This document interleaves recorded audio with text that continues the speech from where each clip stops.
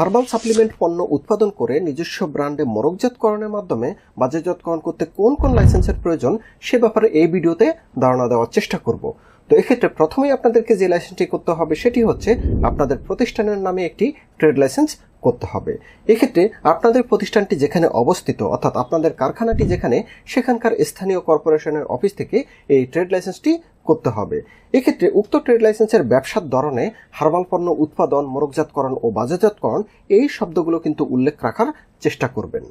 এর পরবর্তীতে দ্বিতীয় আরেকটি নিবন্ধন লাগবে, সেটি হচ্ছে টিন সার্টিফিকেট। আপনাদের প্রতিষ্ঠানটি যদি লিমিটেড কোম্পানি হয়ে থাকে বা পার্টনারশিপ হয়ে থাকে সেক্ষেত্রে উক্ত প্রতিষ্ঠানের নামে কিন্তু পৃথক টিন সার্টিফিকেট করতে হবে। আর আপনাদের প্রতিষ্ঠানটি যদি এক মালিকানা প্রতিষ্ঠান হয়ে থাকে সেক্ষেত্রে যে ব্যক্তি মালিক ওই প্রতিষ্ঠানের তার ব্যক্তিগত টিন সার্টিফিকেট হলেই হবে। এর পরবর্তীতে তৃতীয় যে লাইসেন্সটি করতে হবে সেটি হচ্ছে প্রতিষ্ঠানের নামে একটি ব্যাট সার্টিফিকেট বা বিন সার্টিফিকেট করতে হবে। এরপর চতুর্থ যে নিবন্ধনটি নিতে হবে সেটি হচ্ছে আপনাদের পণ্যটি যে নামে বাজারজাতকরণ করা হবে অর্থাৎ আপনাদের পণ্যের মোড়কে যে নামটি থাকবে উক্ত ব্র্যান্ডের লোগোটিকে আপনাদের ট্রেডমার্ক নিবন্ধন করতে হবে।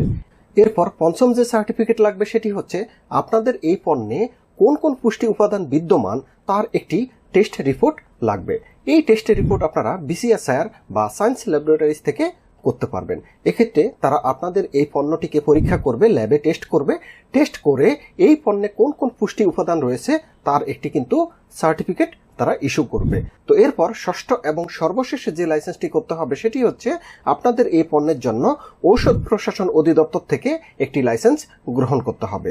তো এখানে যে 6টি লাইসেন্সের কথা বলা হয়েছে এই লাইসেন্সগুলো নিয়ে কিন্তু আপনারা আপনাদের এই পণ্যটিকে নিজস্ব ব্র্যান্ডে বাজারজাতকরণ করতে পারবেন।